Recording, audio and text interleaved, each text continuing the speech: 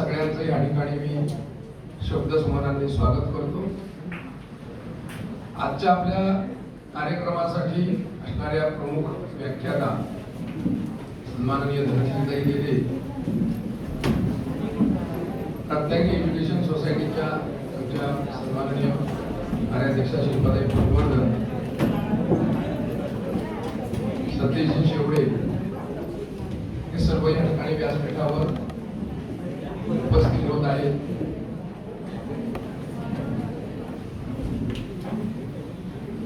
आपणा सर्वांचं या ठिकाणी स्वागत करून आपण मुख्य कार्यक्रमाकडे जाऊया. कुठच्याही कार्यक्रमाचा शुभारंभ, कुठच्याही कार्यक्रमाची सुरुवात ही आपण प्रतिमा पूजन, दीपक प्रज्वलन, दीपक ज्योती नमस्ते असं म्हटलेलं आहे की सगळ्या दमाचा अंधकार असणारा जो आहे तो नाहीसा करून ज्ञानाची ज्योत तेवणं, ती मनामनात ठेवणं, ती बुद्धीमध्ये तेवणं आणि आपल्या भविष्याचाही विचार करणं, आपलं भविष्य उज्ज्वल करणं ही त्याच्या पाठीमागची परंपरेच्या पाठीमागचा हेतू आहे. त्यामुळे मी आजच्या सन्माननीय धनश्रीताई आणि शिल्पाताई यांना अशी विनंती करतो की त्यांनी दीप प्रज्वलन या ठिकाणी करावं. दीप प्रज्वलन झाल्यानंतर आमचे परमपूज्य सद्गुरू स्वामी स्वरूपानंद यांचा एक अभंग या ठिकाणाहून आमचे विजय रानडे सादर करतील आणि पुढील कार्यक्रमाला प्रारंभ होईल.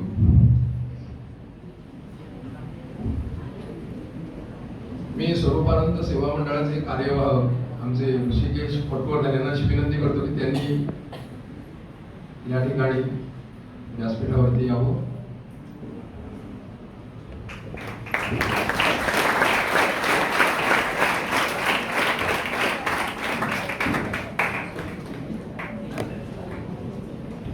एक चांगली गोष्ट या ठिकाणी बघा की आमच्या कार्याध्यक्ष असणाऱ्या माननीय शिल्पाताई या स्वरूपानंद सेवा मंडळाच्या पण अध्यक्ष आहेत. हा एक दुर्मिळ योगायोग आहे.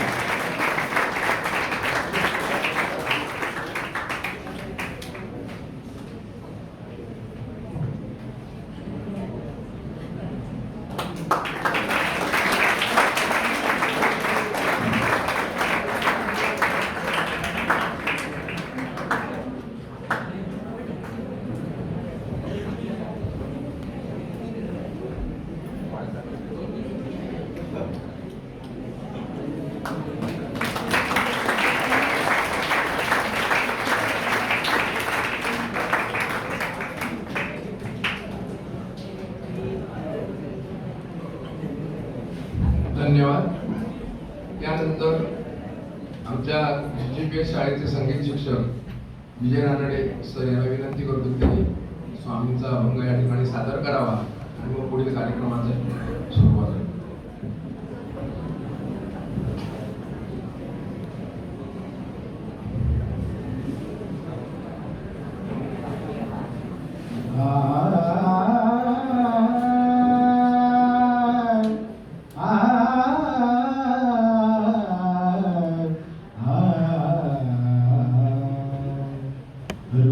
तुझे देवा दाखवे केशवा, रूप तुझे देवा दाखवे केशवा, मुकुंदा माधवा नारायणा, मुकुंदा माधवा नारायणा, रूप तुझे देवा दाखवे केशवा, अच्युतानंता कृष्ण दामोदरा, अच्युतानंता कृष्ण दामोदरा, गोविंदा श्रीधरा ऋषिकेशा, गोविंदा श्रीधरा ऋषिकेशा, रूप तुझे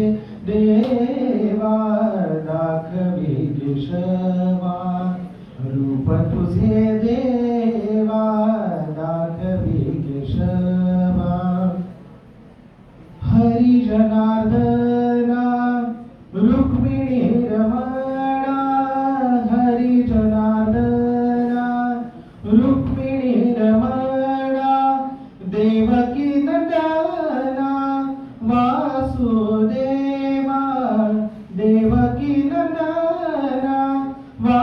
देवा रूप तुझे देवा दाखवे केशवा रूप तुझे देवा दाखवे केशवा स्वामी म्हणे माझ हाची निध्यास स्वामी म्हणे माझ हाची निध्यास पूर्ण करियास दर्शनाचे पूर्ण करियास दर्शनाचे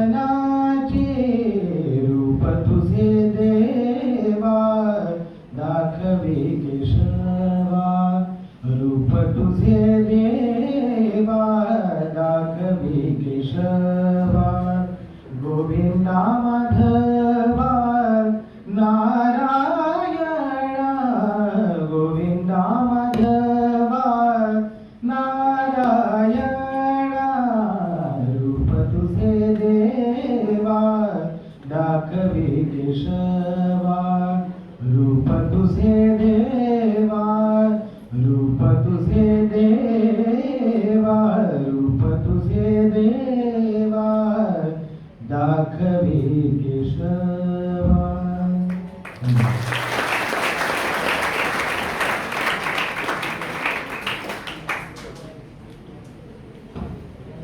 धन्यवाद रानडे सर. आजी सोनियाचा दिनू मी अमृते पाहिला. यावर्षी माऊली ज्ञानेश्वरांचं 725व समाधी सोहळ्याचं वर्ष आहे, आपण साजरं करत आहोत. आणि एक हा दुर्दशंकरा योग म्हणायला पाहिजे की स्वामी स्वरूपानंदांच्या जन्मोत्सवाच्या निमित्तानं आपल्याला काहीतरी छान ऐकायला मिळणार आहे. आणि आता जो आपण अभंग ऐकला की रूप तुझे देवा दाखवी केशवा, हे भगवंताचं रूप कसं असतं आणि ते रूप पाहण्यासाठी ते कशा पद्धतीने आपण बघू शकतो आणि ते पाहण्यासाठी काय काय उपाय असतात, काय काय करावं लागतं, असं व्यक्तिमत्व आज आपल्या समोर या ठिकाणी आलेले आहे. सन्माननीय धनश्रीताई गेले, त्यांचा थोडक्यात मी परिचय करून देणार आहे आणि मग स्वागत करणार आहे त्या ठिकाणी त्यांचं.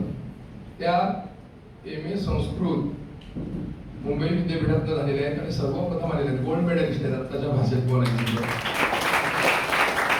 आणि त्यानंतर सगळ्यात त्यांचं वैशिष्ट्य म्हणजे वयाच्या 12व्या वर्षी भगवद्गीतेचे 18च्या 18 अध्याय मुखोद्गत करून महाराष्ट्रामध्ये सर्वप्रथम येण्याचा बहुमान त्यांनी त्यावेळेला मिळवलेला आहे. आणि अशी व्यक्ती असते की एकदा त्या क्षेत्रात गेल्यानंतर आध्यात्मिक क्षेत्र जसं की एकदा ते आपण डुंबायला सुरुवात केली ना की मग त्याचा निखळ आनंद हा आपण स्वतः घेतो आणि दुसऱ्यांनाही देतो. आणि तो दुसऱ्यांना देता देता विविध कार्यक्रमांचं सुंदर असं ओघवतं निवेदन, त्याचं संविधान लेखन आणि विशेष म्हणजे अध्यात्म आणि साहित्य यावर अनेक प्रकारची व्याख्याने त्यांची महाराष्ट्र आणि महाराष्ट्राच्या बाहेर झाली. आता महाराष्ट्राच्या बाहेर कुठे झाली? तो कुवेत सारख्या ठिकाणी 1500 पाकिस्तानी श्रोत्यांसमोर सुफिझम या विषयावर हिंदी आणि उर्दू मध्ये संस्कृत सारखं विवेचन, मराठी सारखं विवेचन ओघवत्या शब्दात एखाद्या मराठी माणसाने करणे ही फार कठीण गोष्ट आहे, पण ती आमच्या धनश्रीताईंनी लिलया पेललेली आहे. त्यानंतर कलर मराठीवरती आपण जे संत ज्ञानेश्वर माऊलींचं सिरियल आपण बघतो, मालिका बघतोय, त्या मालिकेचं संपूर्ण लेखन धनश्रीताईंनी केलेलं आहे, लक्षात घ्या. सोनचाफ्याची फुलं हे ललित गद्य त्यांचं प्रसिद्ध आहे आणि त्याला कोकण मराठी साहित्य गौरव पुरस्कार मिळाला, म्हणजे कोकणाशी त्यांचं रिलेशन नक्की आहे. आणि लोकसत्तामध्ये मन आनंद स्वानंद किंवा सकाळमध्ये गुड मॉर्निंग शुद्ध मराठी अशा पद्धतीचं चुटके लेखन त्यांचं सातत्याने चालू आहे. सूत्रधार योगेश्वर हे भगवान गोपालकृष्णांवरच्या जीवनावरचं जे महानाट्याचं लेखन आहे ते स्वतः धनश्रीताईंनी केलेलं आहे. आणि असं विपुल लेखन त्यांचं असल्यामुळे आणि त्यांचं शब्द प्रभुत्व असल्यामुळे पुन्हा एकदा कोकणशी त्या जोडल्या गेल्या, कारण त्यांना स्वातंत्र्यवीर सावरकरांचा शब्दप्रभू पुरस्कार प्राप्त झाला. रसिकागणी पुरस्कार, राजहंस पुरस्कार आणि नुकताच त्यांना प्राप्त झालेला गदी माडगुळकर पुरस्कार, असे अनेक पुरस्कार किती सांगावे.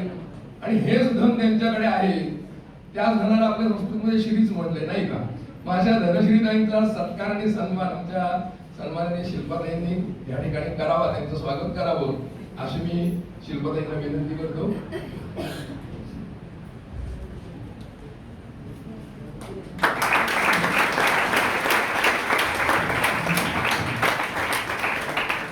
तसेच आमच्या शाळेचे मुख्याध्यापक प्रतापसिंह चव्हाण सर यांना अशी विनंती करतो की त्यांनी व्यासपीठावर असणारे आमच्या शिल्पाताई आणि स्वामी स्वरूपानंद सेवा मंडळाचे असणारे कार्याध्यक्ष आमचे ऋषिकेशजी पटवर्धन या ठिकाणी त्यांचा पुन्हा पुष्प देऊन सन्मान करावा.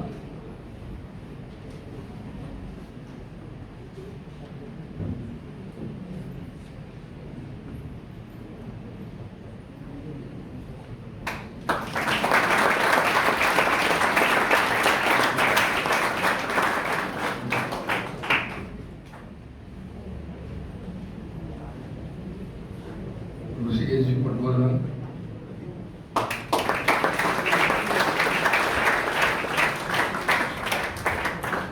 आणि या सर्वांबरोबर या सभागृहामध्ये उपस्थित असणारे अनेक मान्यवर या ठिकाणी आहेत. या पोपटे जवळकर महाविद्यालयाचे प्राचार्य या ठिकाणी उपस्थित आहेत.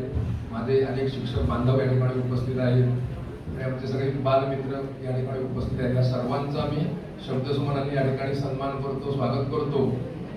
आणि आजचा जो धनश्रीताईंचा विषय आहे योग कर्मसु कौशलम, की योग म्हणजे युज म्हणजे जोडणे.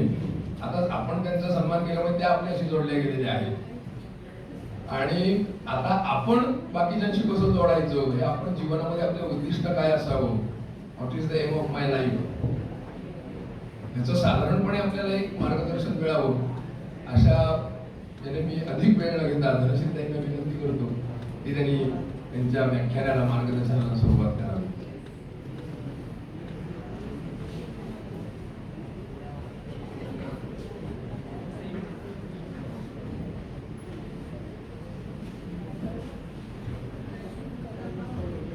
नमस्कार. माझा आवाज मागपर्यंत येतोय ना? माननीय शिल्पाताई पटवर्धन, ऋषिकेश पटवर्धन चव्हाण सर, माननीय प्राचार्य श्री कुलकर्णी सर, आमचे मोदगी सर, अमर देसाई मॅडम, शीतल सावंत मॅडम, सगळ्या मंडळींना आधी मनोभावे आदरपूर्वक अभिवादन करते. किरण जोशी गुरुकुलचे यांनी इतकं सुंदर एक काय म्हणतात ना वातावरण निर्मिती इतकी सुरेख करून दिली आहे. मुळात ते फार चांगले कीर्तनकार आहेत, त्यामुळे बोलण्याची कला त्यांना अतिशय सुंदर अवगत आहे आणि सहज पुढे त्यांनी आपल्याला नेलेलं आहे या कार्यक्रमामध्ये. श्री रानडे सरांनी अतिशय सुंदर असा स्वरूपानंद स्वामींचा अभंग आपल्या समोर सादर केला आणि भगवंताचं रूप याविषयी तो जो अभंग सगळं सांगतो की कुठल्या रूपामध्ये तू मला दर्शन देणार आहेस. खरं तर माझा विषय वेगळा आहे, पण तो अभंग ऐकत असताना एकनाथ महाराजांची एक गोष्ट आठवली ती आज तुम्हाला सांगते. आता एकनाथ महाराज लहान होते. लहान म्हणजे किती लहान, तर अगदी 5-6 वर्षाचे होते आणि त्यांना देव बघायचा होता. लहान मुलांच्या मनात काहीतरी इच्छा असतात. तसं त्यांनी घरच्यांना विचारलं, आजी आजोबांना विचारलं, मला देव बघायचंय. आजी म्हणाली देवळात जा, तिथे तुला दिसेल. एकनाथ महाराज देवळामध्ये आले. देवळामधला देव त्यांना नको होता. त्यांना खरा चालता बोलता देव हवा होता. मग कोणाला विचारायचं, तिथे एक म्हातारे आजोबा बसले होते. ते म्हणाले हे इतके म्हातारे आहेत, एकनाथ महाराज लहान मुलगा, यांना नक्की माहिती असेल देव कुठे. आणि म्हणून त्यांनी त्या आजोबांना विचारलं की आजोबा देव कुठे मिळेल मला. तर आजोबा म्हणाले तू असं कर, दौलताबादच्या किल्ल्यामध्ये जा, तिथे तुला जनार्दन पंत भेटतील, त्यांना विचार देव कुठे. लहान काय एकनाथ चालत चालत पायपीट करत सकाळपासून निघाला. तो कसा बसा रात्री जाऊन दौलताबादेला पोहोचला. आता तो एवढा मोठा किल्ला, त्याच्यामध्ये जनार्दन पंतांना शोधायचं कुठे. पत्ता न घेताच महाराज निघालेले आहेत. शोधायचं कुठे, घर नंबर काय, गल्ली काय, काही माहित नाही. नाव फक्त कळलंय जनार्दन पंत. त्या आजोबांवर विश्वास आहे आणि एकनाथ महाराज निघालेले आहेत. करायचं विचारायचं कुणाला. दौलताबादेला पोहोचलेले आहेत, संध्याकाळ झालेली आहे, अंधार पडायची वेळ आहे. अशा वेळेला एक समोरनं व्यक्ती आली आणि बाराबंदी घातलेली. बाराबंदी म्हणजे तुम्ही मावळ्यांचे वगैरे फोटो पाहिलेत की नाही. चित्र काढलेली पाहिलेत ना, ती जी असते त्याला 12 बंदी म्हणतात, मोजडे आहेत, डोईवरती पगडी आहे. अशी एक व्यक्ती समोर येताना एकनाथांना दिसली आणि त्यांनी विचारलं, ह्यांना विचारूया. आणि म्हणून त्यांनी विचारलं की काका तुम्हाला जनार्दन पंतांचं घर माहितीये का हो? ते म्हणाले चल मला त्याच वाटेने जायचंय, मी तुला पंतांच्या घरी सोडतो. आणि म्हणून त्या छोट्याला बरोबर घेऊन ते जे कोण होते ते निघालेले जनार्दन पंतांच्या घरी.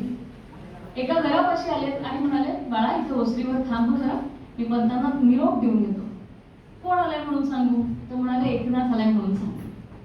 आणि मग ती व्यक्ती आतमध्ये गेली. बराच वेळ झाला ती बाहेर आली नाही. या लहान मुलाला असं वाटलं की आपल्याला याने फसवलं का काय, अजून बाहेर कसे येत नाही ते काका आत गेलेत ते. आणि काही वेळाने आतनं हात आली, बाळा आत येतोस ना? आत गेले. झोपाळ्यावरती एक व्यक्ती बसलेली होती. छान करवत काठी धोतर होतं, भस्माचे पट्टे ओढलेले होते. त्यांना पाहिल्यानंतर एकनाथ आश्चर्यचकित झाले. ती झोपाळ्यावरची व्यक्ती म्हणाली मीच जनार्दन पंत. एकनाथ महाराज म्हणाले तुम्ही कसे जनार्दन पंत असाल? तुम्ही मगाशी भेटला तर तेच काका आहात ना, 12 बंदी घातलेले, मोजड्या घातलेले, डोईवरती पगडी होती, आणि आता तुम्ही म्हणताय मीच जनार्दन पंत. त्यावर जनार्दन स्वामींनी उत्तर दिलं, होय मीच जनार्दन पंत. तुला परमेश्वर बघायचा आहे ना? परमेश्वर असा विविध रूपामध्ये पाहायला मिळतो. पहिल्या भेटीमध्ये तो आता रानडे सरांनी जो अभंग सादर केला, विविध रूपांमध्ये तोच आहे. ही कथा इतकी मनामध्ये येत होती. या सगळ्याचं कारण एकच आहे, ती म्हणजे नाथांच्या ठायी असलेली इच्छा, तळमळ की मला देव भेटायचंय, मला देवाला भेटायचं आहे. अशा नाथांचा तर विषय निघालाय, त्यांनाही अभिवादन करते, सर्व शिक्षकांना अभिवादन करते. शिक्षकांबद्दल तर काय बोलू, या कोविडच्या काळामध्ये विद्यार्थ्यांनी ही मेहनत घेतली आणि त्याहून कितीतरी अधिक पटीने शिक्षकांनी मेहनत घेतलेली आहे. त्या सर्व शिक्षक मंडळींचं मनापासून अभिनंदन करते, त्यांना अभिवादन करते. गुरु म्हणजे कोण? मला एक अशी व्याख्या सुचली की म्हणजे निंबाळचे गुरुदेव रानडे आहेत, त्यांनी गुरुची व्याख्या ह्या 2 अक्षरांचा आधार घेऊन केली. गुरु मधला गु आणि रू यातले अक्षर घेऊन असं म्हणतात की ईश्वराचं गुप्त रूप, जसं आता नाथांनी दाखवलं ना, ईश्वराचं गुप्त रूप जो दाखवतो तो गुरु. आजच्या भाषेत गुरुची व्याख्या मला अशी सुचते की जो गुणांची रुजवात करतो आणि रुजवलेल्या गुणांचं वर्धन करतो तो गुरु.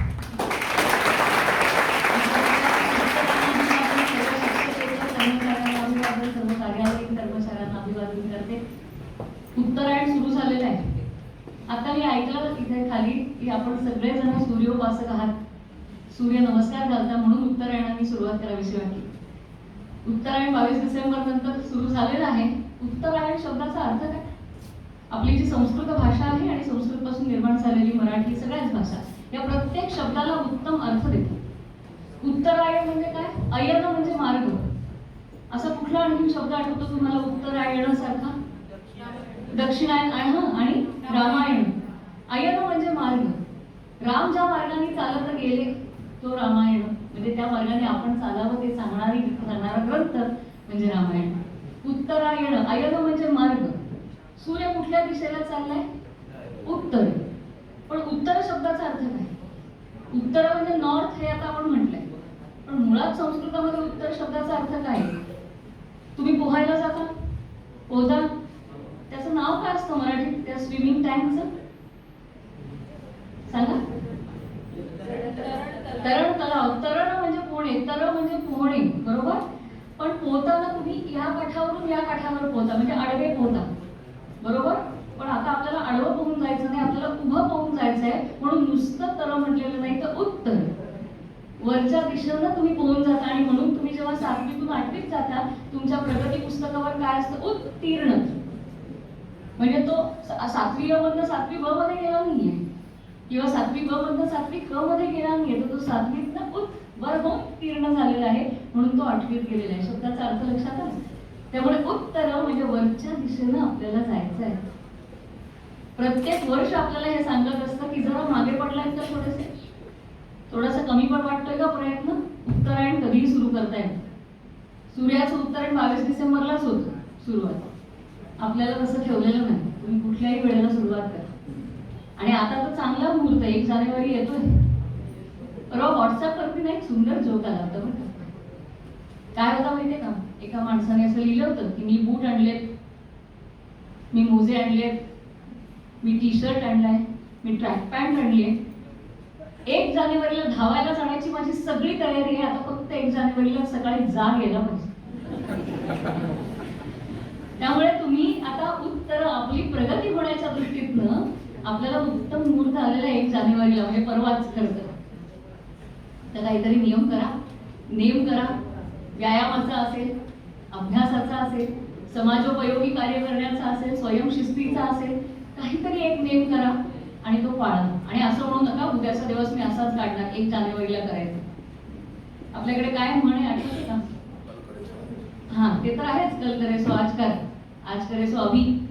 पण आपल्याकडे एक संस्कृतातली सुंदर म्हण आहे, आपण म्हणतो अनेकदा, शुभ असेल ते लवकर करावं म्हणजे शुभस्य शीघ्रम.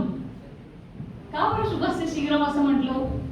शुभच करायचं ना. मग आज आत्ता केलं काय, दुपारी जेवल्यानंतर केलं का काय फरक पडणार आहे? फरक पडणार आहे. गोष्ट सांगते. मार्क ट्वेन म्हणून एक इंग्रजी साहित्यकार होता, मार्क ट्वेन. तर त्या मार्क ट्वेनची गंमत अशी, तो एकदा चर्चमध्ये प्रवचनाला गेला आणि ते प्रवचन दानावरती चालू होते. ते प्रवचनकार दान महात्म्य सांगत होते. मार्क ट्वेनचं ऊर भरून आलं. आपलं होतं बघा असं कधी कधी, आपण एखाद्या प्रवचनाला गेलो आणि तो विषय ऐकला की आपल्याला असं वाटतं येस आपण हे केलंच पाहिजे. तसं त्याचं झालं. त्याला असं वाटलं खरंच आहे, दान महात्म्य इतकं अनन्य साधारण आहे की आपण त्यात केलंच पाहिजे दान. आणि म्हणून त्यांनी खिशामध्ये हात घालून पाहिले तर काही रुपये होते. आता तिकडची जी त्यावेळेची करन्सी होती ते होते, मी रुपये म्हणते आपण त्याला, रुपये होते. त्यांनी ठरवलं काही नाही, हे सगळे पैसे त्या फिरणाऱ्या ताटलीमध्ये टाकायचे. ताटली फिरायला लागली, थाळी फिरायला लागली, पहिली रांग झाली. मार्क ट्वेनला आठवलं, अरे बायकोने आपल्याला भाजी आणायला सांगितले, तेवढे जरा बाजूला काढून ठेव. म्हणून तेवढे पैसे बाजूला काढले. पुढच्या रांगेत थाळी आली. तो म्हणाला मुलाची फी भरायची राहिली, तेवढे पैसे लागतील. त्यांनी तेवढे पैसे बाजूला काढले. तिसऱ्या रांगेमध्ये थाळी फिरायला आली. तो म्हणाला खूप दिवस झाले एक पुस्तक घ्यायचं मनात आहे, पैसे थोडे बाजूला ठेवायला हवेत, म्हणून आणखीन थोडे बाजूला काढले. असं करत करत तो जेव्हा 6व्या-7व्या रांगेमध्ये बसला होता, जेव्हा 6व्या-7व्या रांगेमध्ये थाळी आली, त्यावेळेला त्याच्या बाजूला ठेवण्यातल्यामुळे सगळे पैसे संपलेले. आलेल्या थाळीतले 10 रुपये त्यांनी उचलून आपल्या खिशामध्ये टाकले. असा मार्क ट्वेननी किस्सा लिहिलाय. आता तो खरा खोटा त्यालाच माहिती. पण सांगायचं महत्व काय, ज्या क्षणी चांगला विचार येईल ना त्या क्षणी तो अंमलात आणायला लागतो, नाहीतर मग हे असं बदल घडत जातात. म्हणून आपल्याकडे शुभस्य शीघ्रम म्हटलंय. त्यामुळे आज घरी गेल्यानंतर विचार करा, कुठला तरी निर्णय आपल्याला करायचा आहे, काहीतरी नेम घ्यायचा आहे आणि उद्यापासून खरं तर आजपासूनच अंमलात आणायला लागला. यालाच योग म्हटलेलं. आता सरांनी आपल्याला त्या विषय प्रवेश करून दिला. योग म्हणजे जोडलं जाणं, एखाद्या गोष्टीशी आपलं जोडलं जाणं. आणि ते जितक्या लवकर चांगल्या गोष्टीशी आपण जोडले जाऊ तेवढा अधिक वेळ आपल्याला ती चांगली गोष्ट करायला मिळतो. गीतेमध्ये योग कर्मसु कौशलम अशी व्याख्या आहे. तुम्हाला तर कौशल्य शिक्षण असतं ना शाळेमध्ये, कौशल विकास खूप चांगली योजना आहे. कौशल्य म्हणजे काय, शब्दाचा अर्थ समजून घ्यायचा. कौशल्याचा अर्थ काय सांगता येईल? काय कौशल्याचा अर्थ? एखादी गोष्ट अधिक चांगल्या प्रकारे करणं, नेटकेपणाने करणं. पण कौशल्य शब्द आला कुठून? एक एक पायरी मागे गेलो ना की मूळ शब्दाचं आपल्याला दिसायला लागतं. कौशल्य शब्द आला कुठून? आपल्याकडे भाववाचक नाव आहे. मी मराठीचा क्लास सुरू केलेला नाही, तास घेत नाहीये, पण तरीही आपल्याकडे भाववाचक नाव आहे. उदाराचं होतं औदार्य, सुंदरचं होतं सौंदर्य, समर्थचं होतं सामर्थ्य, तसं कुशलाचं होतं कौशल्य. मग आता कुशल शब्द कुठून आला? कौशल्याचं मूळ कळलं, कुशल. पण मग कुशलाचं मूळ काय असणारच, त्याशिवाय भाषेत येणार नाही. मग कुशलाचं मूळ काय? तर पूर्वीच्या काळी यज्ञयाग व्हायचं आणि ह्या यज्ञयागाच्या वेळेला एक ठराविक प्रकारचं गवत लागायचं. कुठलंही आपलं गवत उपटलं आणि टाकलं असं नाही, एक ठराविक प्रकारचं गवत लागायचं. त्याचं नाव होतं कुशल. काय म्हणायचं? कुशल. पूर्वीच्या काळच्या सतरंजा ज्या होत्या ना, चटया ज्याला म्हणतो, त्या कुशल गवताच्या असायच्या. म्हणून त्याला कुशाजीन असं सुद्धा काही ठिकाणी म्हटलेलं आहे. कुश म्हणजे ते एक खास प्रकारचं गवत आणि ते दुर्वेसारखं दिसतं. हरळी ज्याला म्हणतो त्याच्यासारखं ते दिसतं. आणि जो मुलगा दुर्वा बिर्वा बाकीचं गवत बाजूला करून बरोबर फक्त तो आणतं तेवढंच गवत घेऊन येतो, त्याला कुशल्य म्हणायचं. कारण कुशान लाती, तिला म्हणजे आणणे. जो बाकीचं गवत न आणता फक्त कुशच घेऊन येतो तो कुशल. हळूहळू त्याचा अर्थ निपुण असा झाला, हळूहळू त्याचा अर्थ पटाईत असा झाला, हळूहळू त्याचा अर्थ निष्णात असा झाला. पण कुशलचा अर्थ मला जे हवाय तेच बरोबर काढून आणणारा तो कुशल. म्हणून कौशल्य म्हणजे अत्यंत सफाईदारपणे केलेलं कार्य, ते कौशल्य. दुर्दैवाने सफाईदार, सराईत हे शब्द चोरीबिरीशी संबंधित झाले अलीकडे. म्हणजे सराईत म्हटलं की तो गुन्हेगारच दिसायला लागतो असं नाही. सफाईदार म्हटलं की तो चोरीच वाटतो नाही. एखादं काम अत्यंत सुंदर रीतीनं करता येणं म्हणजे कौशल्यानं करणं. इथे या कॉलेजमध्ये काय किंवा काल मी पावसच्या शाळेमध्ये गेले होते, तिथलं फलक लेखन बघत राहावं असं. कळा लिहिणं सुद्धा किती सुंदर. कुठल्या रंगानंतर कुठल्या रंगाचा खडू वापरला तर ते अधिक छान दिसेल. किती विचार आहे त्या प्रत्येक गोष्टीमध्ये. याला म्हणतात कौशल्य. अहो साधी आपण रांगोळी काढतो ना देवासमोर, माझ्या आजीने मला इतकी सुंदर गोष्ट सांगितली होती. काय सांगितलं होतं? आपण आता इथे मुली असतील आणि रांगोळी काढत असतील तर तुम्हाला माहिती आहे आपण काय काय काढतो. कमळ काढतो, शंख काढतो, चक्र काढतो, गोपद्म काढतो देवासमोर. माझ्या आजीने मला, शिकलेली नाही ती, पण माझ्या आजीने, आमच्या आऊने आम्हाला एक गोष्ट सांगितली होती की धनश्री तू चक्र कसं काढतेस ग रांगोळीतलं? मी म्हटलं कसं काढते? म्हणजे बिंदूतनं बाहेर बाहेर बाहेर बाहेर जाते. आजी मला म्हणाली होती आऊ आमची की एरवी तू बिंदूतनं बाहेर गेलीस तरी चालेल, पण देवापासून चक्र काढताना बिंदूतनं बाहेर जायचं नाही, तर बाहेरनं बिंदूमध्ये यायचं, असं चक्र काढायचं. का? कारण म्हणजे आपलं मन जे इकडे तिकडे भरकटलेलं असतं त्याला एकत्र करून त्या ठिकाणी ठेवायचं. हे सुद्धा कौशल्यच आहे. त्यामुळे कुठलंही काम विचारपूर्वक करणं, नेटकेपणाने करणं, सौंदर्याने करणं म्हणजे कौशल्य. एक गंमत सांगते. तुम्हाला कंटाळा आला की हात वर करा. मी पण तुमच्यासारखी विद्यार्थी होते आणि आमच्याही शाळेत भरपूर व्याख्यानं असायची, त्यामुळे तुमच्या अनुभवातनं मी पण गेलेली आहे. एकदा रवींद्रनाथांकडे गांधीजी राहायला आले. तुम्हाला माहिती गांधीजींकडे काय काय असायचं? एक चष्मा तो त्यांचा गोल आणि घड्याळ. एक घड्याळ असायचं. घड्याळ घड्याळ का लावायचे? जो माणूस घड्याळ लावतो ना त्यांनी वेळेला तत्पर असावं म्हणून घड्याळ लावायचं. आणि गांधीजी अतिशय वेळेला तत्पर होते. त्यांनी कधी एक क्षण सुद्धा वाया घालवला नाही असे गांधीजी. ते रवींद्रनाथांच्या शांतिनिकेतनामध्ये राहायला आले होते आणि गांधीजींना संध्याकाळी चालायची सवय होती. गांधीजी रवींद्रनाथांना म्हणाले गुरुदेव तुम्ही याल का माझ्याबरोबर? गुरुदेव म्हणाले हो नक्कीच.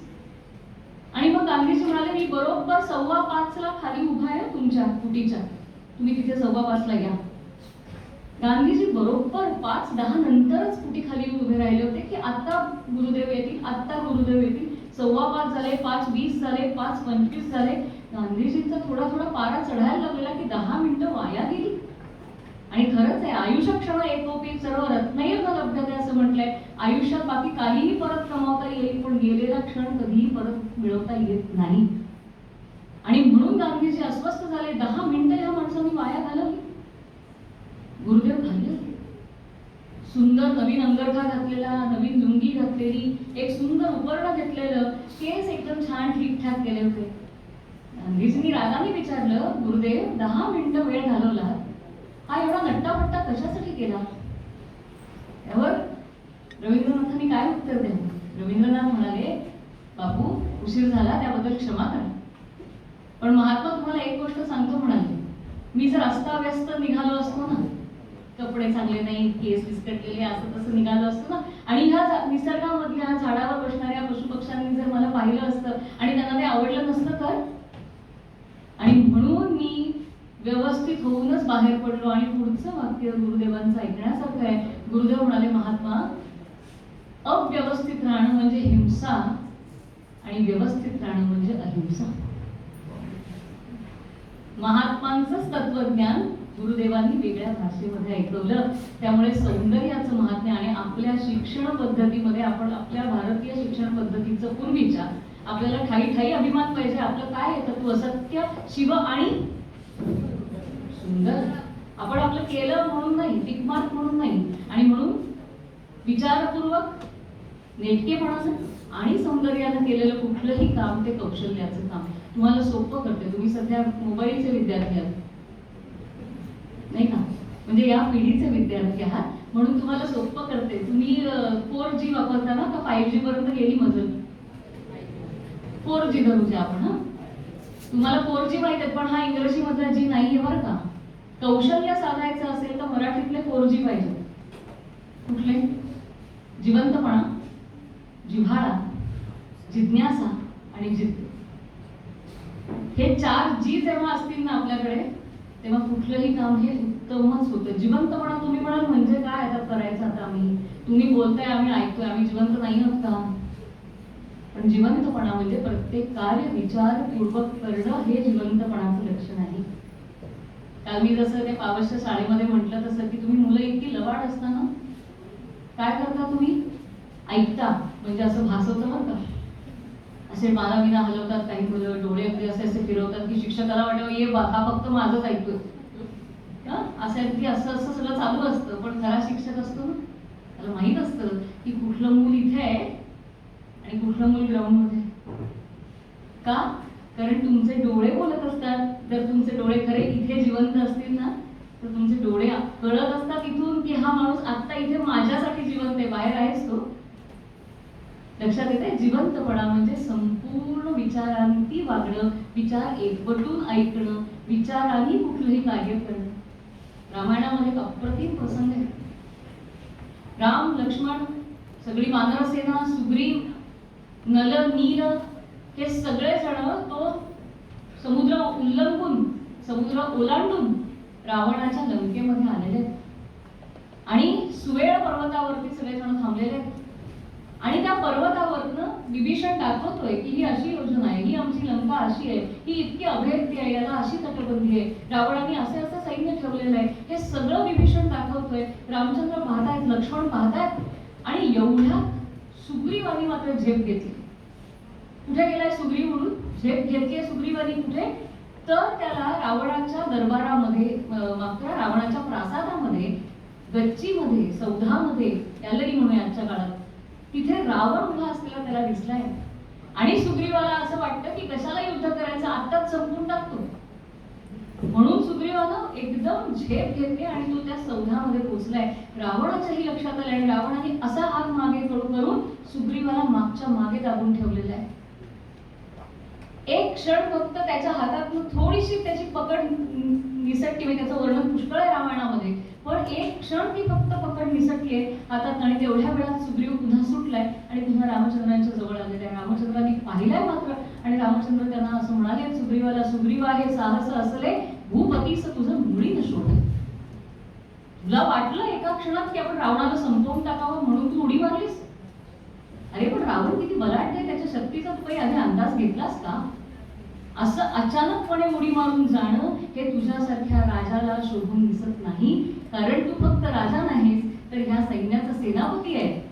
आणि जर काही वेडवाकडं झालं असतं तर सगळं सैन्य खचलं असतं. म्हणून कुठलंही काम हे एक क्षण तरी माणसाने विचार करावा आणि मगच पाऊल टाकावं. याला जिवंतपणाचं म्हणतात. मनात आलं आणि टाकलं करून, याला जिवंतपणा म्हणत नाही. जिवंतपणा म्हणजे जाणीव ठेवून केलेलं काम. दुसरा जिवंतपणाचा अर्थ काय माहिती? चंद्रशेखर गोखले चांगले कवी आहेत. तुम्हाला त्यांचं पुस्तक मिळालं तर जरूर वाचा. चारोळ्या आहेत त्यांच्या. मी माझा नावाचं त्यांचं पुस्तक आहे. छोटंसं पुस्तक आहे. त्यात एका ठिकाणी ते इतकं सुंदर म्हणतात. ते म्हणतात की आहेच मी जरा असा, आहेच मी जरा असा. काय त्याचं म्हणणं आहे की मला ती पुढची ओळ आता यावेळेला आठवत नाही येईल. आहेच मी जरा असा एकटा एकटा राहणारा, आहेच मी जरा असा एकटा एकटा राहणारा, वाळकं पान देखील गळताना तन्मयतेने पाहणारा. वाळक्या पानाकडे सुद्धा जो तन्मयतेने पाहू शकतो तो माणूस आतून जिवंत असतो. आज तुमच्याशी बोलताना मला एवढ्या गोष्टी आठवत आहेत. रवींद्रनाथ एकदा आपल्या खोलीमध्ये अस्वस्थ होऊन येरझारा घालत होते. त्यांच्या मागे त्यांचा शिष्य चालत होता. गुरुजी अस्वस्थ कळले, पण कारण कसं विचारलं. शेवटी त्यांनी धीर एकवटला आणि हात जोडून विचारलं, गुरुदेव काय झाली, काही आमच्याकडनं चूक झाली का, तुम्ही एवढे अस्वस्थ का आहात? रवींद्रनाथांनी काय उत्तर द्यावं? रवींद्रनाथ म्हणाले, अरे काय करू, आजचा माझा सूर्योदय बघायचा राहून गेला. आम्ही म्हटलं आमचे नेहमीच जातात. कारण आपल्यासाठी सूर्य थांबत नाही ना, आपल्याला आधी उठावं लागतं. इकडे रवींद्रनाथ अस्वस्थ झाले, म्हणाले अरे माझा आजचा सूर्योदय बघायचा राहून गेला. शिष्याच्या मनात हाच प्रश्न होता, नाही बघितला एखाद दिवस सूर्योदय तर काय फरक पडतो. हा प्रश्न गुरुदेवांनी काढला आणि गुरुदेवांनी उत्तर दिलं, बाळा रोजचा सूर्योदय नवीन, उगवणारा सूर्य नवीन, त्याचा लालिमा नवीन, त्याच्याबरोबर आकाशात झेपावणारी पक्षाची रांग नवीन, त्याचं ते प्रतिबिंब पाण्यावर पडतं ते नवीन, ते पाणी नवीन, प्रत्येक लाट नवीन, प्रत्येक गोष्ट नाविन्यानं भरलेली आहे, याची जाणीव ठेवून ते पाहणं याला जिवंतपणा म्हणतात. सतत जागं पाहिजे माणूस. आपला आमच्या मोठ्यांचा तर हा अनुभव आहे, कुणीतरी समोरनं हात करत येतो, आपलं लक्षच नसतं, तो गेल्यावर म्हणतो अच्छा हा होता काय. म्हणजे आम्ही पण म्हणजे मोठी झाली म्हणून काय झालं, जिवंतपणा असतो तसं नाही, पण प्रत्येक क्षण जागा राहणं याला जिवंतपणा म्हणतात. या दिव्याचा शोध कोणी लावला सांगा, बल्बचा शोध कोणी लावला? Thomas Alva Edison. कसा लावला माहितीये तुम्हाला, पण का लावला? याचं कारण त्याच्या मनामध्ये कायम एक उत्सुकता होती. उत्सुकतेशिवाय शोध लागत नाही ना. मी झोपून राहीन आणि बघू काही शोध लागला तर नाही होत, जागच राहावं लागतं शोध लावण्यासाठी. या एडिसनच्या घरामध्ये एक कोंबडी होती, कोंबडी. त्या कोंबडीने अंड दिलं, म्हणजे अंडी दिली, आणि ती कोंबडी त्या अंड्यावर बसून राहायची. जितका वेळ कोंबडी बसलेली असायची तितका वेळ एडिसन महाशय तिथे बघत बसायचं. एक दिवस त्याने आईला विचारलं, आई की कोंबडी ह्या अंड्यांवर का ग बसते? आया कुठल्याही असोत, अमेरिकेतल्या असोत, युरोपातल्या असो, नाही तर भारतातल्या असोत, त्या बिझीच असतात. त्यामुळे एडिसनच्या आईने सुद्धा उत्तर दिलं नाही. ती म्हणे तुला काय करायचं, तू अभ्यास कर बरं. नेहमीचं उत्तर आलं आईकडनं. एडिसनने नाही सोडलं, एडिसन बघत राहिला आणि मग त्याच्या लक्षात आलं की कोंबडी बसून बसून बसून अंड उगवते. मग त्यांनी असा विचार केला, कोंबडी जर अंड उगवू शकते तर मी का नाही? पुढची कथा मी काही सांगायची गरजच नाही, परंतु हा विचार मनामध्ये येणं, आपल्या अवतीभोवती घडणाऱ्या घटनांकडे सजगपणे पाहणं म्हणजे जिवंतपणा, तो मनाचा जिवंतपणा. आणि आज तुम्ही अशा काळात आहात, सुदैवाने तुम्ही रत्नागिरी सारख्या शहरात आहात की जिथे बऱ्यापैकी शांतता नांदते, पण मुंबई सारख्या शहरामध्ये आम्हाला सतत जागृत राहावं लागतं. रेल्वेमध्ये एखादं खोकं नुसतं पडलं असेल तरी मनामध्ये काय होऊन जातं की हे काय आहे, हे कसलं आहे. सतत सजग, ते वेगळ्या अर्थाने आम्हाला सजग राहावं लागतंय, अयोग्य पद्धतीनं किंवा कंपल्सरी आम्हाला वेगळ्या कारणामुळे सजग राहावं लागतं. पण आज तुम्हाला शक्य आहे, तुम्ही या वयामध्ये जेव्हा जबाबदारीचं ओझं नाहीये तुमच्यावरती, तेव्हा सजग राहा. निसर्ग बघायला शिका, छोट्या छोट्या गोष्टी पाहायला शिका. छोट्या छोट्या गोष्टीतनं एवढं काही मिळत असतं आपल्याला. याला म्हणतात जिवंतपणा. 4G मधला पहिला जी कुठला? जिवंतपणा. तो आहे मानसिक जिवंतपणा. माझ्या आजोबांनी मला एक फार छान गोष्ट सांगितली. ते म्हणाले होते की धनश्री, आपण रबरी बॉल सारखं असलं पाहिजे, शेणाच्या गोळ्यासारखं नाही. का? शेणाचा गोळा हातातून पडला की पडला, तो तिथंच, दुसरा कोणी उचलेपर्यंत. पण रबरी बॉलचं तसं नसतं. मी खाली टाकला की तो पुन्हा उसळी घेतो. मी जितक्या जोरात खाली आपटते तितक्या जोरात अधिक तो वर येतो. त्याला म्हणतात जिवंतपणा. अपयश येत असतं, पण त्या अपयशाला सुद्धा रबरी बॉल सारखं खाली दाबून पुन्हा वर उडी घेणं जिवंतपणा. असो, मुद्दा तुम्हाला कळलाय. पुढच्या जीकडे जाते, पुढचा जी आहे जिज्ञासा. एखादी गोष्ट जाणून घेण्याची इच्छा म्हणजे जिज्ञासा. ज्ञानपूर्वक करावं कुठलंही काम. बंगालीतली एक म्हण सांगते, लक्षात ठेवा. हा, बघूया स्मरणशक्ती पुढच्या वर्षी आले तर विचारेन म्हण. बंगालीतली म्हण अशी आहे, बंगाली माफ करा, उर्दू भाषेतली म्हण अशी आहे, बंगालीतला वर्जन वेगळं आहे त्याचं. उर्दू भाषेतली म्हण अशी आहे की नीम हकीम खतरे जान. म्हणजे नीम हकीम म्हणजे अर्धवट वैद्य, खतरे जान अर्धवट वैद्य म्हणजे जीवाला घोर. ताप आलाय का म्हणून सगळ्यांना एकसारखी औषधं देत सुटला तर अवघड गोष्ट आहे. पण प्रत्येकाची प्रकृती वेगळी आहे, म्हणून प्रत्येक गोष्ट ज्ञानपूर्वक करणं, प्रत्येक गोष्ट समजून घेऊन करणं, याला काय म्हटलेलं आहे? जिज्ञासा. जाणून घ्यायची इच्छा. छोट्या छोट्या गोष्टी असतात आणि ही जिज्ञासा कुणाच्याही मनामध्ये असते आणि प्रत्येक गोष्टीचं उत्तर कुठे ना कुठेतरी दडलेलं असतं, फक्त आपल्याला शोध घ्यावा लागतो. मला म्हणून स्वरूपानंदांच्या अभंग ज्ञानेश्वरीमध्ये असेल किंवा त्यांच्या साहित्यामध्ये असेल, तुम्ही प्रश्न घेऊन बसा, तुम्हाला उत्तर मिळतंच. आणि मग मला नेहमी असा प्रश्न पडतो की कधी हे कसं काय होतं? आपण प्रश्न घेऊन बसावा उत्तर मिळतं. फक्त स्वरूपानंदांच्या याच्यातले ज्ञानेश्वरीमध्ये पण हेच प्रत्ययाला येतं, समर्थांच्या दासबोधामध्ये हेच प्रत्ययाला येतं. तुम्ही प्रश्न घेऊन बसा, तुम्हाला प्रश्नाचं उत्तर मिळतं. म्हणजेच जिज्ञासा निर्माण झाली की उत्तर असतंच, फक्त जिज्ञासा निर्माण व्हावी लागते. आणि जिज्ञासेने कुठलंही काम केलं तर ते पूर्ण होते. म्हणून शिक्षक का मोठे असतात? त्यांना तो धडा शिकवणं अवघड नसतं. तुम्हाला तो धडा ते कधीच्या काळी शिकलेले असतात, तो त्यांना शिकवणं अवघड नसतं. शिक्षक मोठे अशासाठी असतात की ते अशा पद्धतीने तुम्हाला शिकवतात की तुमच्या मनामध्ये कुतूहल जागृत करतात. ते शिक्षक असतात. तुमच्या मनामध्ये का हा प्रश्न सातत्याने निर्माण करतात, ते शिक्षक असतात. कबीरजी तर नेहमी म्हणायचे की तुम्ही का हा प्रश्न विचारा, का शिवाय उत्तर मिळणार नाही. आजच्या पार्श्वभूमीवर, धर्माच्या पार्श्वभूमीवर खरं तर हा दोहा सांगू नये, पण तरीही सांगते. कबीरजींनी एकदा संपूर्ण मुस्लिम समाजाशी बोलताना प्रश्न विचारला होता की खुदाला हाक मारायला बांग कशाला द्यावी लागते? मुल्ला होकर बांग पुकारे क्यों साहिब तेरा बहरा है? मुल्ला होकर बांग पुकारे क्यों साहिब तेरा बहरा है? चीटी के पाव में घुंगूर बाजे वो भी साहिब सुनता है. अहो, मुंगीच्या पायात घुंगूर वाजला तरी सुद्धा त्याला ऐकू येतं. मग तुम्ही मोठ्या मोठ्या हात वारे करून आणि आवाज करून कशाला त्याला हाक मारतात? का हा प्रश्न विचारा, त्याशिवाय उत्तर मिळत नाही. म्हणून जिज्ञासा मनात असल्याशिवाय आपल्याला कर्माचा मार्ग दिसत नाही, कार्य करता येत नाही. म्हणून दुसरा जी आहे जिज्ञासा. प्रत्येक घडीला का हा प्रश्न विचारा. आपलं शिक्षकांना विचारा की बाई असं का होतं, याचं काय कारण आहे. का विचारलं नाही तर उत्तर येणार नाही. विचारल्याशिवाय उत्तर येत नाही, हे लक्षात ठेवा. उद्या तुम्ही पत्ता घेऊन गेलात, मागे काही तुम्हाला काही प्रॉब्लेम आहे का मुलांनो? नाही ना? पत्ता घेऊन गेलात आणि कळलाच नाही रस्ता, म्हणून काय गोल गोल फिरत राहणार? कुणाला तरी विचारलं का नाही? म्हणून जिज्ञासा कायम मनात ठेवा. अडलात की विचारा, अडलात की विचारा, त्याशिवाय उत्तर मिळणार नाही. कधीही प्रश्न विचारायला कधीही संकोच करू नका, मागे पुढे पाहू नका. चांगला शिक्षक असतोच, तो नेहमी सांगतो आत्ता मला माहित नाहीये पण मी विचार करून तुम्हाला सांगेन, मी शोधून सांगेन. त्यामुळे शिक्षकाला सुद्धा चालना मिळते. म्हणून का हा प्रश्न विचारा. ज्ञानानं मिळवलेलं, प्रश्नानं मिळवलेलं ज्ञान हे खूप मोठं आहे. परिप्रश्नेन सेवया असं गीतेमध्ये सुद्धा म्हटलंय. त्याचा आध्यात्मिक अर्थ वेगळा आहे, पण प्रश्न विचारायला सुद्धा. म्हणून जिज्ञासा. तिसरा भाग आहे जिव्हाळा. जिव्हाळ्याशिवाय कर्म होऊच शकत नाही. टिकवार कर्म होत नाही त्यामध्ये. ल्युथर बर्कमॅन नावाचा एक वनस्पती शास्त्रज्ञ होता. ऐकलंय तुम्ही?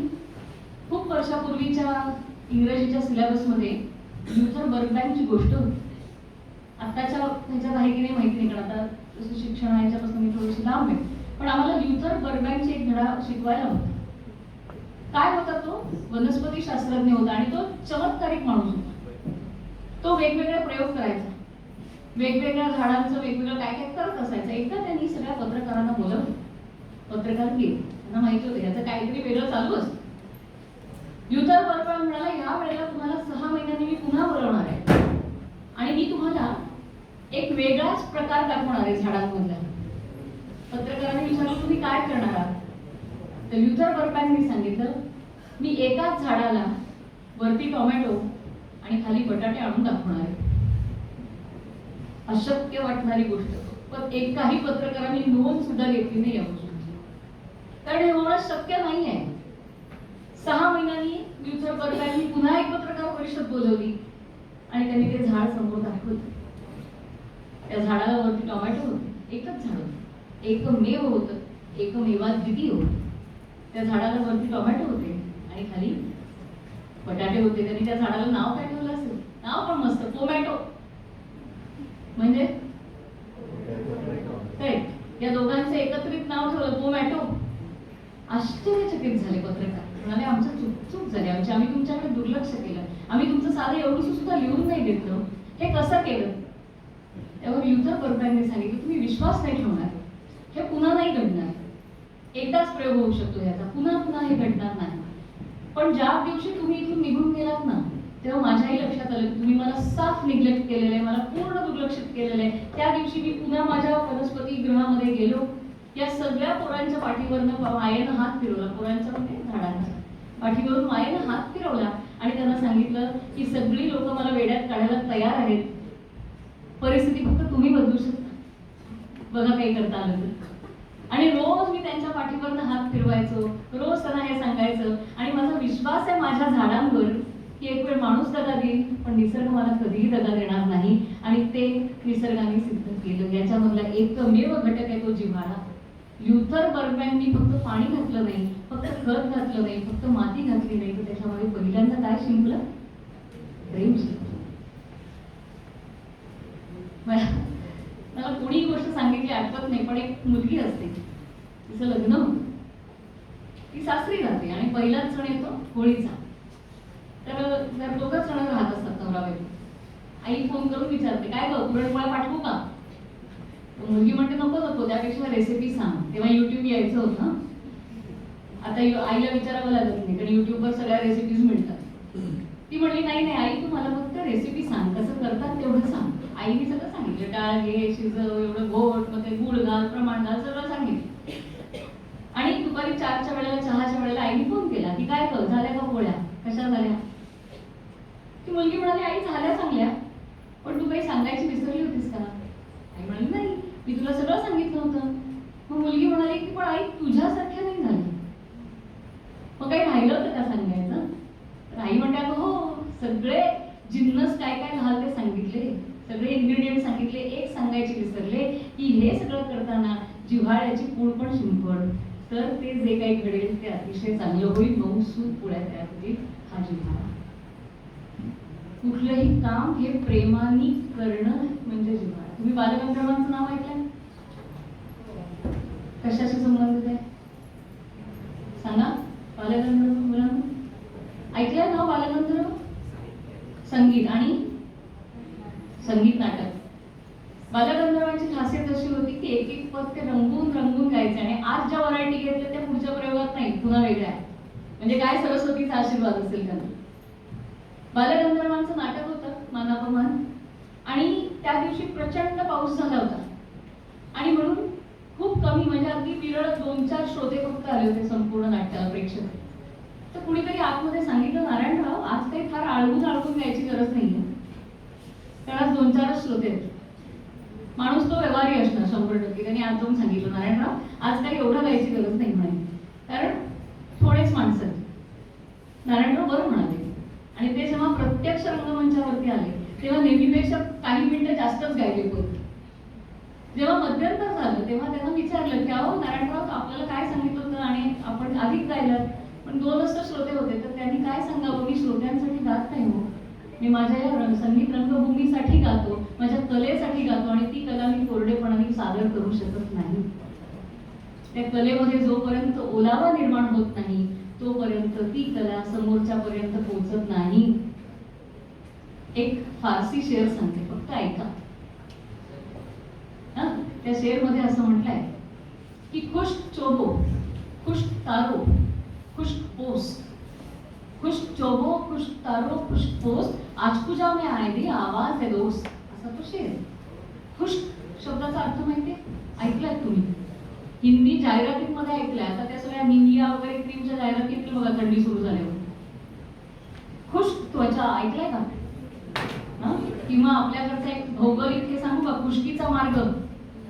आता कदाचित या मुलाला माहित नसेल, पण खुशकीचा मार्ग, खुष्क म्हणजे कोरडं, खुश त्वचा.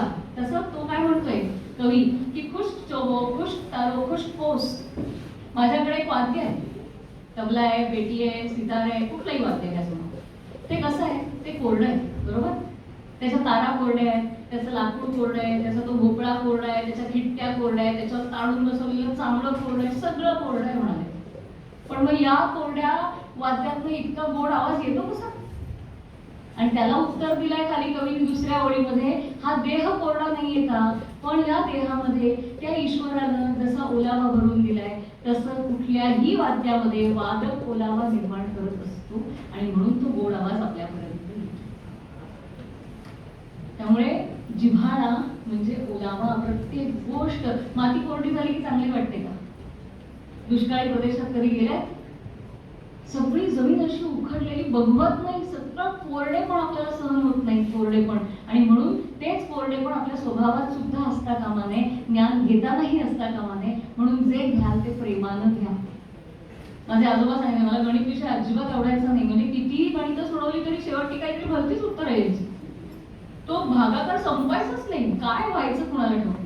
पण गणित मला आवडायचं नाही. आमचे आजोबा म्हणायचे, एकच काम करते, गणितावर प्रेम करायला शिक की ते गणित तुझं होईल. ते मी केलं नाही, पण सांगते आज इथे उभारून तुम्हाला सांगायला हरकत नाही.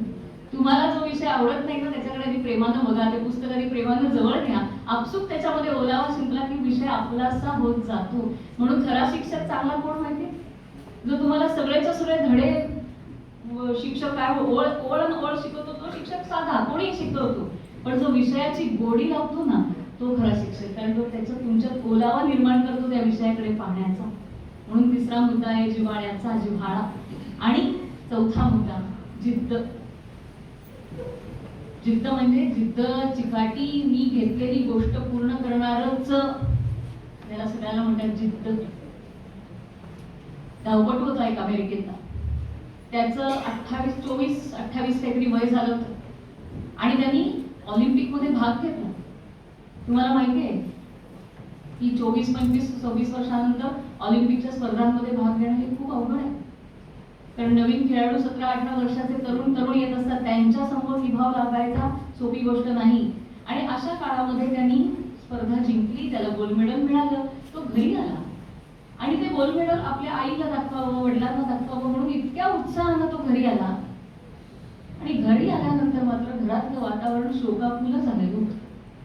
त्याला कळेना की काय असं घडलंय, म्हणून सगळी माणसं अशी अस्वस्थ आहेत, सगळी तोंड पाडून उभी आहेत, काय घडलंय. त्याच्या आईने सांगितलं की बाळा, कालच तुझ्या वडिलांना देवाज्ञा झाली. त्याच्या डोळ्यात पाणी आलं की मी किती उत्साहाने आलो होतो की माझं हे ऑलिम्पिकचं पदक माझ्या वडिलांना समर्पित करावं, आईला द्यावं, कारण त्यांच्यामुळे मी घडलोय. माझे वडील रोज माझ्याबरोबर धावायला यायचे, त्यांच्यामुळे मी घडलोय, हे त्यांना समर्पित करायचं होतं मला, पण ही काय देवाने माझ्यासमोर गोष्ट ठेवली, असं त्याला वाटतं.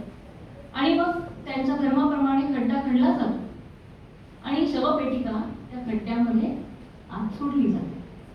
आणि आता माती घालणार, ती माती घातली की संपलं, आता काही नाही पुन्हा. तेवढ्यात ते जे मेडल त्याच्या हातामध्ये असतं ते मेडल तो त्या शवपेटिकेवरती ठेवतो. आई त्याला सावध करते, आई म्हणते बाळा, हे ऑलिम्पिकचं मेडल आहे आणि एकदा माती घातली की पुन्हा काढता येणार नाही, विचार कर, भावनेच्या पोटी निर्णय घेऊ नकोस. आणि आत्ताच तुझं वय असेल, तू आणखी ऑलिम्पिक मध्ये किती वर्षांनी होईल, 4 वर्षांनी, म्हणजे आणखी तुझं वय वाढेल, तू हे सगळं कसं करशील. तो म्हणाला, आई मी हे तर बाबांनाच समर्पित करणार आहे, मी इथेच ठेवणार आहे, कारण मला आशा आहे की अजून एक ऑलिम्पिक आहे, माझं वय वाढलं तरी काय झालं, मी ह्याच्यापेक्षा दुप्पट मेहनत करेन, पण मी पुढचं सुद्धा मेडल मिळवीन. आई थोडी संभ्रमित असते की हे म्हणायला ठीक आहे, भावनेने ठीक आहे, शरीराने पण साथ द्यायला हवी, तेवढा वेगवान धावता आलं पाहिजे, पण त्यांनी दिलेला शब्द खरा केला, दुप्पट मेहनत घेतली आणि पुढच्या ऑलिम्पिक मध्ये पुन्हा गोल्ड मेडल मिळवलं. काढलेस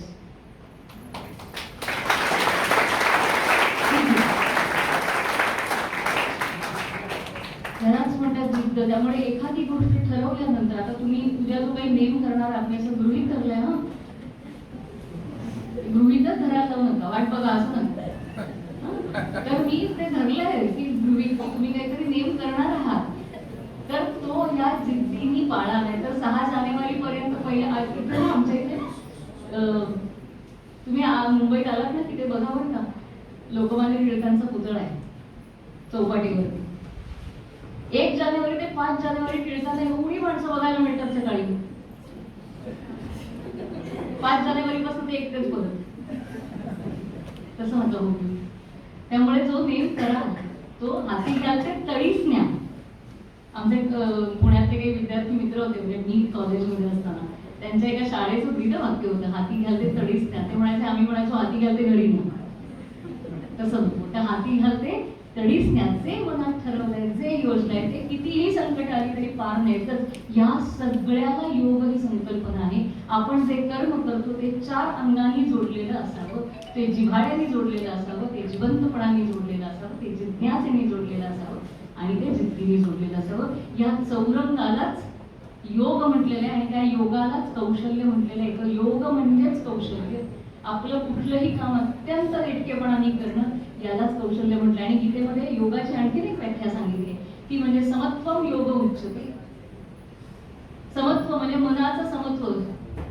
भरपूर मार्क मिळाले की असं की आता आकाशाला हात लागले, पुढच्या परीक्षेत कमी मिळाले की संपलं, आता जगण्यातच काही अर्थ नाही. ही दोन लोक उपयोगाची नाही. अपयश यश येतच राहणार असतं. आपण आपलं मन स्थिर ठेवणं, या स्थिरतेनं या चारही अंगाने काम करणं यालाच कर्मसु कौशलम असं म्हटलेलं आहे. तुम्ही आता लहान आहात तरी तुम्ही गीता जयंती साजरी करता असं मला आता आमच्या सरांच्या बोलण्यामध्ये आलं. गीतेमध्ये 4 योग सांगितले. ज्ञानयोग सांगितलाय, कर्मयोग सांगितलाय, भक्ती योग सांगितलाय आणि अभ्यास योग सांगितले. ह्या 4 गोष्टी ज्या मी आता तुम्हाला सांगितल्यात ना, ह्या दुसऱ्या काही नाही. त्या 4 योग म्हणजेच या 4 गोष्टी आहेत. जिज्ञासा म्हणजे ज्ञानयोग, जाणून घेऊन काम करा. जिव्हाळा म्हणजे भक्ती योग, प्रेमाने काम करा, भक्ती ओतून काम करा, ते जिव्हाळा आहे. काम करा जिवंतपणाने किंवा जिद्दीने, तो आहे जिज्ञासेनी, तो आहे काय म्हणूया आपण त्याला कर्मयोग, काम करतच राहिलं पाहिजे. आणि जिद्दीने काम करणं हा आहे सातत्य योग, अर्थातच अभ्यास योग. त्यामुळे गीता वेगळी काही नसते. आध्यात्मिक पातळीवर विचार करायला तुम्ही अजून खूप लहान आहात. त्यामुळे आता गीता जर आचरणामध्ये आणायची असेल तर ह्या 4 बिंदूत आणू शकतो. हे ज्ञानयोग, कर्मयोग, भक्तियोग आणि अभ्यासयोग हे आपल्यापेक्षा दूर नाहीत. या पद्धतीने आपण आत्मसात करू शकतो. आणि आता आजची गरज आहे काळाची. तुम्ही किती जागृत आहात मला माहित नाही, परंतु आज काळाची ही गरज आहे की उद्या आपला धर्म आणि आपली संस्कृती टिकवण्यासाठी तुम्हा पुढच्या पिढीला ठामपणे उभं राहण्याची गरज आलेली आहे. धर्म थोडा वेळी बाजूला ठेवते, आपली संस्कृती टिकवण्यासाठी. कारण भारत हा विचारांची भूमी आहे. हा विचार टिकवण्यासाठी आता पुढचं सगळी मशाल तुमच्या हातामध्ये घेण्याची गरज झालेली आहे. आणि त्यासाठी या ग्रंथांच्या अभ्यासाला पर्याय नाही. आणि म्हणून तुम्ही गीता पाठ करताच आहात, वेगवेगळे श्लोक पाठ करतायत, पण ते प्रत्यक्ष अंगामध्ये आणण्यासाठी आपण प्रयत्न करायला हवा. आपण सगळ्यांनीच. हे काही इतकं सोपं नाही की काळ ठरवलं आणि आज जमलं. युगानुयुगाची साधन आहे, वर्षानुवर्षाची ही साधन आहे, ती आपल्याला करत राहिली पाहिजे. परंतु अवघड काहीही नाही. संस्कृतात एक सुंदर सुभाषित आहे, तेवढं सांगते आणि थांबते. संस्कृतामध्ये असं म्हटलंय काय की अगच्छत वैन तेयोपि पदम एकम न गच्छति. गरुड पाहिलंय गरुड, आणि त्याचं वैशिष्ट्य काय सांगा गरुडाचं? पंख पसरून नुसतं एकदा हलवलं की कुठच्या कुठे जातो. त्याच्या झेपेला भरारीला महत्व आहे गरुडाच्या. गरुड भरारी म्हणतो आपण, गरुड झेप म्हणतो. नुसते पंख एकदा हलवले ना की गरुड कुठच्या कुठे जातो. BBC वरती खूप चांगल्या फिल्म्स आहेत पक्ष्यांच्या वरती. कधी वेळ मिळाला तर जरूर बघा. त्याच्यामध्ये एक संपूर्ण 40 मिनिटाची डॉक्युमेंटरी की फक्त गरुड या विषयावरती. या गरुडाचं लक्ष कसं असतं, कुठून वरनं चाललेला असतो, कितीतरी 1000 फुटावरनं गरुड चाललेला असतो. खाली फक्त बघतो एक कासव चाललेलं असतं. की मला त्याचं नाव कळलं किंवा त्याची लिंक मिळाली तर मी इथं कुठेतरी कोणातरी पाठवीन, तुमच्यापर्यंत येईल. ऐकण्याची गोष्ट आहे. तो गरुड काही 1000 फुटांवरनं चाललाय, आपल्याला वाटतंय तो समोर बघतोय, त्याचं लक्ष खाली आहे. आणि खाली एक खूप खाली एक छोटं कासव त्याच्या वेगाने चाललंय, हळूहळू हळूहळू. त्या गरुडाला ते दिसतंय आणि गरुड झपकन खाली जातोय. आणि त्या कासवाच्या पाठीमध्ये आपले पंजे म्हणजे त्याची जी नखी म्हणतात ती रुतवण्याचा प्रयत्न करतो. ती कशी कशी रुतते ते वर आणतो ते कासव. त्याच्या लक्षात येतं की याची पाठ एवढी टणक आहे की ही आपल्या नखींनी किंवा चोचीनी फुटणार नाही. तो काय करतो माहितीये, ती तशीच घेऊन त्या कासवाला घेऊन जातो आणि एका खडकाळ जमीन त्याला दिसल्यानंतर तिथे तो त्याला सोडतो आणि ते असं खाली पडतं कासव की त्याची पाठ फुटते आणि मग तो पुन्हा येऊन त्याचं भक्षण करतो. सांगायचा मुद्दा हा खरं तर हिंसेचा भाग आहे, पण ते त्याचं खाणं पण आहे. पण सांगायचा मुद्दा हा आहे की तो किती 1000 फुटांवरनं चाललाय, पण त्याचं लक्ष खाली आहे. आणि इतकं बारीक आहे, ज्याला आपण जिवंतपणा म्हणतोय ना, तो हा आहे की इतकं बारकाव्याने बघतोय की एका झेपेत तो त्या कासवाला घेऊन जातो. त्याच्यामध्ये जिवंतपणा आहे, त्याच्यामध्ये जिद्द आहे, सगळं आहे. पण आमचा सुभाषितकार संस्कृतातला असं म्हणतोय की हा गरुड कितीही पंख बसून उडण्यासाठी प्रसिद्ध असला तरीही त्याच्या मनात नसेल तर तो एक पाऊलही पुढे जात नाही. अगच्छन वैन तेयोपि पदम एकम न गच्छति. पण आमची छोटीशी मुंगी बघून म्हणाली, योजनानी सहस्राणी किंवा योजनानां सहस्राणी शनैर गच्छति पीलिका. हजारो योजना चालण्याची ताकद त्या एवढ्याशा मुंगीमध्ये दिलेली असते. तिचं शरीर छोटं असतं, तिची शक्ती कमी असते, परंतु तिची जिद्द खूप मोठी असते. नन्ही चींटी जब दाना लेकर चलती है, चलती दीवारों पर 100 बार फिसलती है, पर कोशिश उसकी आखिर बेकार नहीं होती. कोशिश करने वालों की हार नहीं. सोहनदास द्विवेदींची कविता. हरिवंशराय बच्चनांची म्हटली जाते. ह्या कवितेचे कवी आहेत सोहनदास द्विवेदी. कोशिश करने वालों की हार नहीं होती, हा सगळ्यात खरा मंत्र आहे. आणि शेवट पांडुरंग शास्त्री आठवले यांच्या 4 ओळी. पांडुरंग शास्त्रींचा जो संदेश आहे ना, तो खरोखरी भिंतीवर लिहून ठेवावा असा संदेश आहे. रोज तो पाहावा आणि त्याच्यावर विश्वास ठेवावा. काय म्हणतात पांडुरंग शास्त्री? ते म्हणतात की किए बिना कुछ होता नाही. मी केलं नाही, कोणीतरी येऊन करेल, असेल माझा हरित देईल खटल्यावरी होत नाही. आपल्या म्हणी पण किती लवाड आहेत, बोचरे आहेत नाही फार. असेल माझा हरित देईल खाटल्यावरी नाहीये. तुम्ही खाटलं सोडलंच पाहिजे, त्याच्याशिवाय का आई घडत नाही. त्यामुळे किए बिना कुछ होता नाही, किया हुआ व्यर्थ जाता नाही. काहीही करा ते कधीही व्यर्थ जाणार नाही. करून बघा. मोठी माणसं सांगतील की हो हे खरं आहे, कधीतरी आम्ही केलं होतं, त्याचं असं फळ दिसेल आम्हाला माहीतच नव्हतं. किए बिना कुछ होता नहीं, किया हुआ व्यर्थ जाता नहीं. काम करने की शक्ती तुझमें है. ही एवढी सगळी दिली आहे शक्ती कशासाठी? बुद्धी दिली आहे, चांगली ताकद दिली आहे, कशासाठी? काम करने की शक्ती तुझमें है. काम करता जा, पुकारता जा, मदत तैयार है. काम करता जा, पुकारता जा, मदत तैयार है. फक्त काम केलं पाहिजे आणि हात मारली पाहिजे. मदत तुमच्याकडे स्वतःहून येणार आहे, हा विश्वास पाहिजे. त्यामुळे 4G अधिक विश्वास बरोबर योगत करण्याची परिश्रम असं म्हणते आणि इथंच थांबते. विद्यार्थ्यांशी बोलणं हा खूप आनंदाची गोष्ट असते. कारण तुमच्यातली जी ऊर्जा असते ना, मला तुम्ही बघितलं तर कसं दिसतं माहितीये? का असं एक विद्यार्थी दिसत नाही. मग ही सगळी ना अशी छान बेलाची पानं दिसतात. बेल जसा असतो, किती पाने असतात बेलाला? बेलाची पानं प्रत्येक खुर्चीत एक बेलाचं पान ठेवल्यासारखं दिसतंय मला आता इथून. याचं कारण काय माहिती? बेल त्रिदल असतं आणि मला नेहमी असं वाटतं की तुमची जी ऊर्जा आहे ना, तुमच्या प्रत्येकाकडे 3 पानं आहेत पुकाराची. उत्साह आहे, उमेद आहे आणि ऊर्जा आहे. आणि म्हणून तुम्ही एवढे टवटवीत आहात. आयुष्यभर असेच टवटवीत राहा. मी तुमच्या डोळ्यातली तेजस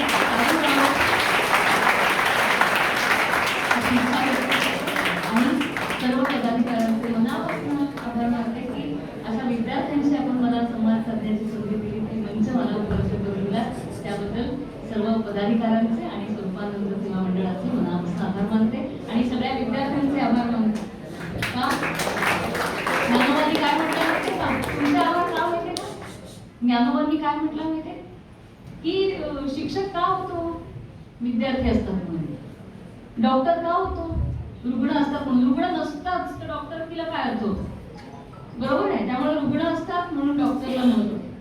मुलं असतात म्हणून शिक्षकांना महत्व आहे. तसे श्रोते असतात म्हणून वक्त्याच्या बोलण्याला महत्व आहे. म्हणून तुमचे मनापासून आभार. इथेच थांबते. धन्यवाद.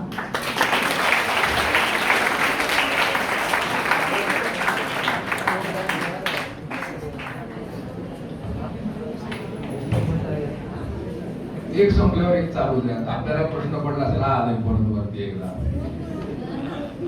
पण कार्यक्रमाचं सूत्रसंचालन आपल्याला घेतल्यानंतर कार्यक्रम पूर्णत्वाला जाईपर्यंत, ते कर्मसु कौशल कुशलतेने होईपर्यंत आता प्रदर्शितांच्या मार्गदर्शनाला ऐकलं. आणि यासाठी अतिशय कुशलपणे त्यांनी अनेक वेगवेगळ्या गोष्टी सांगून आपल्यापर्यंत त्यांनी पोचण्याचा प्रयत्न केला आणि खूप चांगला संवाद साधला. असं वाटत होतं की आणखीन ऐकत राहावं.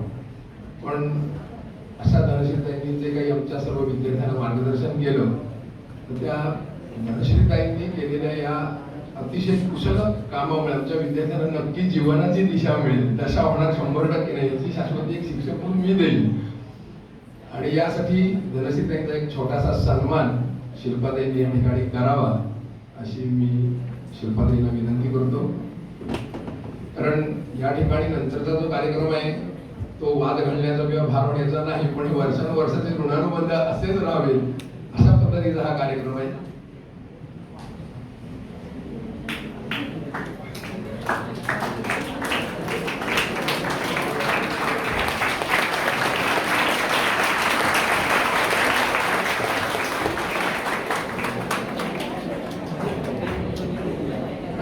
सोसायटीचा कार्यक्रम हा शिल्पाताईंना ऐकल्याशिवाय अपूर्ण असतो. त्यामुळे शिल्पाताईंना मी तिकडनं आतनं विंगेतनंच फोन केली होती की 2 मिनिटं, पण 2 मिनिटं तुम्ही बोललंच पाहिजे. त्यामुळे शिल्पाताईंना ही विनंती आहे आग्रहाची की त्यांनी 2 मिनिटं आपल्या सगळ्यांशी संवाद साधावा आणि यानंतर मग ऋणनिवेदन व्यक्त होईल आणि मग कार्यक्रमाची समारोपण सांगावं.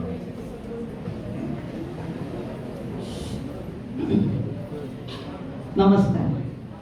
खरं म्हणजे माझा गेले 2-3 दिवस आवाज बसला होता, म्हणून मी सांगितलं होतं मी आज बोलणार नाही. सगळं सूत्रसंचालनापासून शेवटपर्यंत असतेच किरणकर. पण तरी सुद्धा धनश्रीताईंचं भाषण ऐकल्यानंतर मला राहवलं नाही.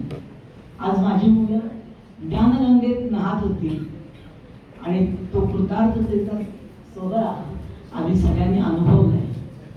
उत्तम शिक्षक आणि उत्तम विद्यार्थी कसा असावा. मला एक छोटीशी गोष्ट आठवली तेवढी सांगते. एक शिक्षक होते, म्हातारे झाले होते. एक मुलगा त्यांच्याकडे आला, त्याने नमस्कार केला आणि सर आता मी पण शिक्षक झालो. म्हणले अरे तुझं नाव काय? कारण काही वेळेला मुलं मोठी झाली तर शिक्षकांना नाव आठवत नाही, चेहरा लक्षात येतो.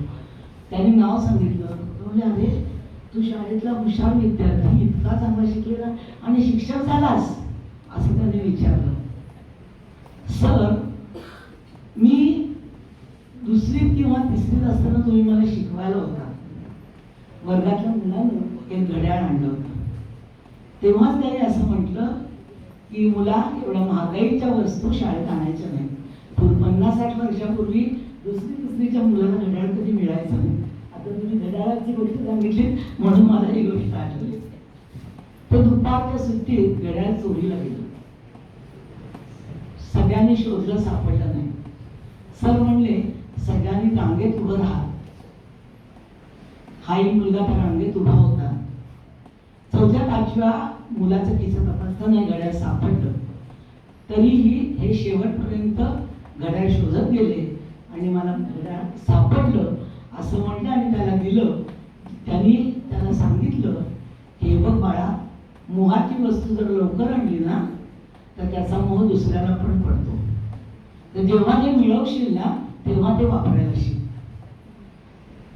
त्यावेळेला तो मुलगाने ठरवलं की आज माझ्यावर जर चोरीचा आळ आला असता तो या शिक्षकांमुळे वाचलाय आणि मी चोर आहे असं कधी घडलं नाही. मला कृतार्थ याच्यातून उत्तरही व्हायलाच पाहिजे म्हणून मी शिक्षक होणार. तो शिक्षक झाला आणि सरांकडे आला आणि त्याला म्हणला सर मी तुमच्या गोष्टीमुळे आज शिक्षक झालो. तो म्हणले होय, तो मुलगा तू? मलाही माहित नाही कारण मी डोळे मिटून तपासत होतो. जेव्हा शिक्षक सुद्धा या प्रकारचा असतो की माझ्याकडे त्या मुलाकडे बघताना चोर म्हणून कधीही मनात संशय माझ्याही येऊ नये असं त्याला वाटतं.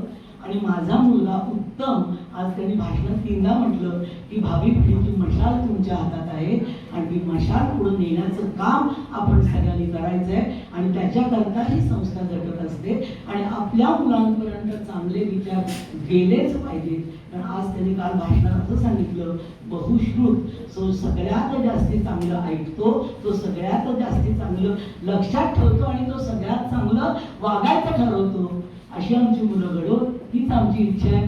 परवा जयंतरावनी काल सांगितलंय गणेशताई पुढच्या तुम्हाला 10 दिवस यायला लागेल. तेच मी आता परत म्हणते आमच्या सगळ्या मुलांपर्यंत पोहोचायला. पण कोकणची भूमी अशी म्हणतात जगात कोकणासारखी भूमी नाही. तर अशा भूमीतनं आमची मुलं मोठी होत आहेत तर त्यांना मार्गदर्शन करायला तुम्ही जरूर या आणि भावी पिढीला उत्तम करण्याचं काम आपण करूया. तुम्ही आला त्याबद्दल तुमच्या सगळ्यांचं मी मनापासून आभार मानते आणि धनेश्वरी तुम्हाला मानाचा मुद्रा. धन्यवाद.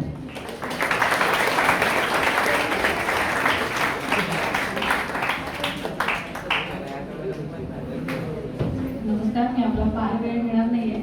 आभार असं नाही म्हणणार, ऋण असं म्हणेन. कारण आत्ताच आपण ऐकलं की जिवंतपणा, जिज्ञासा, जिव्हाळा.